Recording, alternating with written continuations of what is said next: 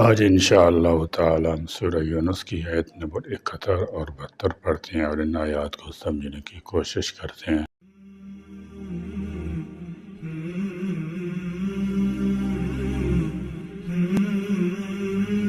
اعوذ باللہ من الشیطان الرجیم، بسم اللہ الرحمن الرحیم۔ وَاتْلُ عَلَيْهِمْ نَبَأَ نُوحٍ إِذْ قَالَ لِقَوْمِهِ يَا قَوْمِ إِنْ كَانَ كَبُرَ عَلَيْكُمْ مَقَامِي وَتَذْكِيرِي بِآيَاتِ اللَّهِ فَعَلَى اللَّهِ تَوَكَّلْتُ فَأَجْمِعُوا أَمْرَكُمْ وشركاءكم ثم لا يكن أمركم عليكم غمة ثم اقضوا إلي ولا تنذرون فإن توليتم فما سألتكم من أجر إن أجري إلا على الله وأمرت أن أكون من المسلمين واتلو اور آپ پڑھیں علیہم ان پر نبأ نوح کی خبر، اذ قال جب اس نے کہا لقومہ اپنی قوم سے، یا قومی اے میری قوم، ان کانا اگر ہے، کابورا گراں گزرتا، علیکم تم پر، مقامی میرا کھڑا ہونا، وتذکیری اور میرا نصیحت کرنا، بآیات اللہ اللہ کی آیتوں کے ساتھ، فعلی اللہ تو اللہ ہی پر، توکلت میں نے توکل کیا ہے۔ فرمایا وَاتْلُ عَلَيْهِمْ نَبَأَ نوح، نبوت پر کفار کے شبہات اور ان کے مدلل جوابات بیان کرنے کے بعد یہاں کئی انبیاء کا ذکر فرمایا، خصوصاً 3 انبیاء کے قصے کچھ تفصیل سے بیان فرمائے۔ اس میں کئی حکمتیں ہیں۔ نمبر 1، انداز بیان بدلنے اور نئی بات شروع کرنے سے سننے میں اکتاہٹ پیدا نہیں ہوتی اور آدمی خوش دلی اور رغبت سے بات سنتا رہتا ہے۔ ایک ہی قسم کی بات خواہ کتنی علمی ہو، لمبی ہو جائے تو رغبت کم ہو جاتی ہے، تاکہ رسول اللہ صلی اللہ تعالی وسلم کو اور آپ کے پیروکاروں کو ان واقعات کے سننے سے تسلی ہو اور وہ کفار کی اظہار ثانی سے ملول نہ ہو، بلکہ ان انبیاء اور ان کے ساتھیوں کو اپنے لیے اسوہ اور نمونہ بنائیں۔ نمبر 3، کفار کو بھی تنبیہ ہو تاکہ وہ دنیا میں سب سے پہلے اور پھر سب سے آخر میں غرق ہونے والی قوموں کے انجام پر غور کریں اور اس قسم کی گستاخیوں سے باز آئیں۔ نمبر 4، پھر ان تاریخی قصوں کو کسی قسم کی کمی بیشی کے بغیر ایک امی نبی کا بیان کرنا خود اس کے صدق نبوت کی دلیل بھی ہے۔ نوح علیہ السلام اولو العزم رسولوں میں سے ایک ہیں۔ قرآن میں ان کا ذکر 43 جگہ آیا ہے۔ ان کی قوم بت پرست تھی اور رسول اللہ صلی اللہ تعالی وسلم کے اولین مخاطب اہل عرب بھی بت پرست تھے۔ ان کے بتوں کے نام بھی تقریباً ملتے جلتے تھے۔ نوح علیہ السلام اور ان کی قوم کا ذکر سورہ اعراف، ہود، مومنون اور نوح میں زیادہ تفصیل کے ساتھ ہے۔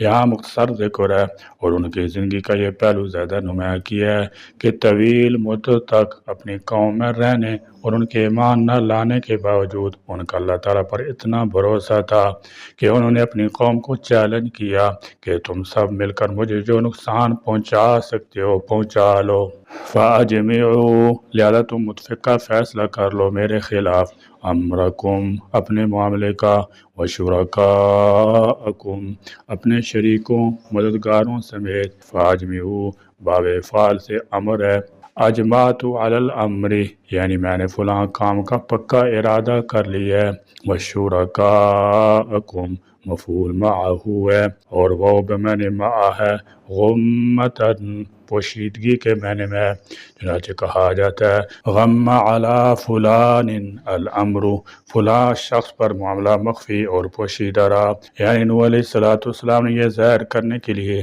کہ وہ پوری قوم کی اور ان کے جہالت سے بنائے ہوئے خداؤں کی ذرہ برابر وہ خود نہیں سمجھتے اور ان کا اپنے رب پر اتنا توکل ہے کہ وہ ان کی کسی سازش سے نہیں ڈرتے۔ سب کو صاف چیلنج کیا کہ اگر میرا تم میں رہنا، نصیحت کرنا سمجھنا تم پر بھاری ہے اور تم سمجھانے سے سمجھنے پر کسی طرح تیار نہیں، تو اپنے بتوں کے ساتھ مل کر جنہیں تم جہالت بے شرمی سے اللہ تعالیٰ کا شریک قرار دیتے ہو، میرے خلاف جو سازش میرے قتل یا ایذا کی کر سکتے ہو کر لو۔ ثم لا یکن، پھر نہ رہے، امرکم، تمہارا معاملہ، ثم لا یکن امرکم، یعنی میرے مار ڈالنے کا جو منصوبہ تیار کرو اس پر اچھی طرح سے غور کر لو تاکہ اس کا کوئی پہلو تم پر ڈھکا چھپا نہ رہے، پھر میرے ساتھ جو کرنا چاہتے ہو کر گزرو اور مجھے مہلت مت دو۔ مشرکوں کے پاس اپنے مذہب کی صداقت میں سب سے مؤثر جواب یہ ہوتا ہے کہ اگر تم لوگوں نے ان کے معبودوں یا اولیاء اللہ کی شان میں کوئی گستاخی کی بات کی یا ان کی توہین کی تو وہ تم پر فلاں فلاں مصیبت ڈال دیں گے اور تباہ برباد کر کے رکھ دیں گے، ایسے عقائد کہ وہ خود بھی معتقد ہوتے ہیں اور دوسروں کو بھی ڈراتے دھمکاتے رہتے ہیں، اور ان کا یہ عقیدہ سیدنا نوح سے لے کر آج تک بدستور چلا آ رہا ہے۔ آپ آج بھی اولیاء کرام کا کوئی تذکرہ اٹھا کر دیکھ لیجئے، آپ کو اس میں ایسی تحدید اور دھمکیاں مل جائیں گی کہ فلاں بزرگ کی فلاں شخص نے یوں توہین کی، اس کا ستیہ ناس ہو گیا، وغیرہ وغیرہ۔ ایسے واقعات عموماً من گھڑت ہوتی ہیں جو انجیلی پیروں کے حواری ان کے اولیاء کی دھاک بٹھانے کے لیے گھڑتے اور پھر شائع کر دیتے ہیں۔ یہی بات جب نوح علیہ السلام کو بھی کہی گئی تو انہوں نے اپنی قوم کے مشرکوں کو کھرا کھرا جواب دے دیا اور فرمایا تم خود بھی اور تمہارے یہ معبود بھی سب مل کر میرا جو کچھ بگاڑ سکتے ہو بگاڑ لو اور مجھے مہلت بھی نہ دو، کیونکہ میں اپنے اللہ پر بھروسہ رکھتا ہوں اور اللہ پر پوری طرح بھروسہ رکھنے والا اللہ کے سوا کسی اور سے نہیں ڈرتا۔ اور اگر بالفرض تسلیم اسے کوئی تکلیف پہنچتی بھی ہے تو وہ تکلیف پہلے ہی اللہ کی مشیت میں ہوتی ہے، اس کا کسی معبود کی خدائی یا کسی بزرگ کی اولیائی سے قطعاً کوئی تعلق نہیں ہوتا۔ علیکم، تم پر، غمتاً، مبم، ثم قضوا، پھر تم نافذ کر دو اپنا فیصلہ، الیہ، مجھ پر، ولا، اور نہ، تنظرون، مہلت دو مجھے۔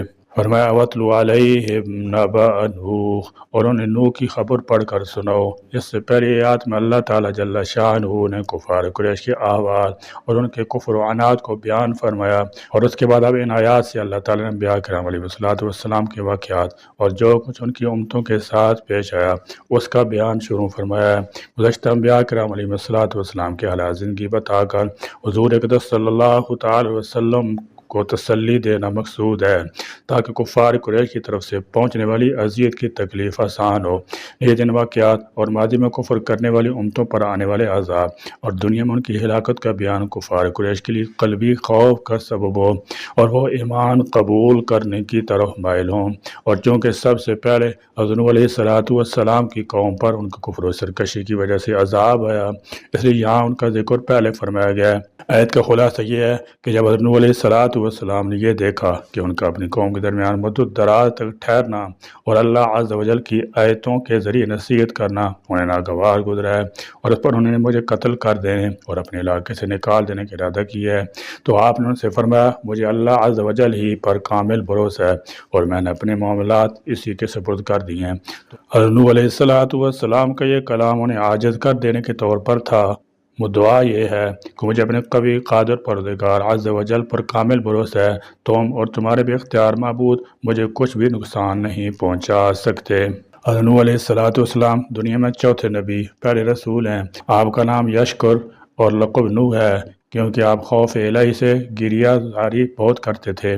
آپ آدم ثانی کہلاتے ہیں کیونکہ طوفان نوح کے بعد آپ ہی سے نسل انسانی چلی۔ قرآن پاک میں آپ علیہ السلام کی تبلیغ کے واقعات کو متعدد جگہ کافی تفصیل سے بیان فرمایا گیا ہے۔ آیت وَاتْلُ عَلَيْهِمْ نَبَأَ نوح سے حاصل ہونے والی معلومات، اس آیت سے 5 چیزیں معلوم ہوئیں۔ نمبر 1، انبیاء کرام علیہ السلام نہایت شجاع، بہادر، جری، باہمت، اولو العزم ہوتے ہیں۔ جیسے یہاں ایک طرف پوری قوم دشمن مخالف ہے اور دوسری طرف تنِ تنہا صرف اللہ عز و جل کے بھروسے پر حضرت نوح علیہ السلام کس قدر جرأت کے ساتھ مخالفین دین کو پکار رہے ہیں۔ اس سے معلوم ہوا کہ قادیانی نبی نہیں تھا، کیونکہ وہ انتہا درجے کا ڈرپوک بزدل تھا۔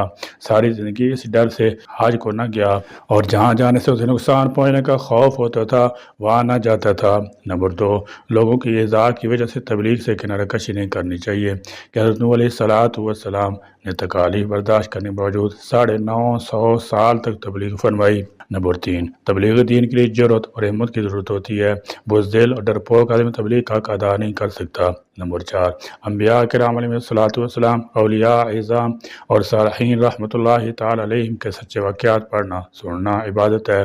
اس لیے آیات قرآنیہ کے ذریعے اور سیرت واقعات کی کتابوں کے ذریعے بزرگان دین کی سیرت سے واقفیت حاصل کرتے رہنا چاہیے۔ نمبر 5، یہ بھی معلوم ہوا کہ تاریخ کا علم بھی بہت عمدہ ہے کہ اس میں عبرت پوشیدہ ہوتی ہے۔ البتہ تاریخ وہی پڑھی جائے جو حقائق پر مبنی ہو۔ آج کل ظالموں کو عادل، مسلمانوں کو قتل کرنے والوں کو مجاہد اور امت کو تباہ کرنے والوں کو امت کا مسلم محسن بنا کر پیش کرنا عام ہے۔ ایسی تاریخ سے دور رہنا ہی مناسب ہے۔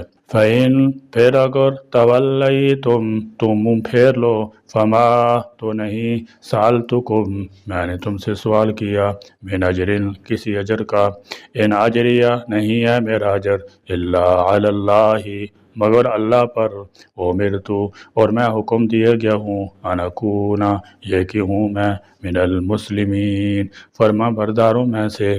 فرمایا فَإِن تَوَلَّيْتُمْ فَمَا سَأَلْتُكُمْ یعنی اگر تم میری دعوت ٹھکرانے پر اصرار کرو تو میرا کچھ نقصان نہیں، کیونکہ میں نے تم سے کوئی مزدوری نہیں مانگی۔ تمہارے نہ ماننے یا بے رخی کرنے سے میرے ثواب اور مزدوری میں کمی نہیں ہوگی، وہ میرے اللہ کے ذمہ ہے جو مجھے کبھی تمہارا محتاج نہیں ہونے دے گا۔ اس سے یہ بھی معلوم ہوا کہ تبلیغ دین پر اجرت نہ لی جائے۔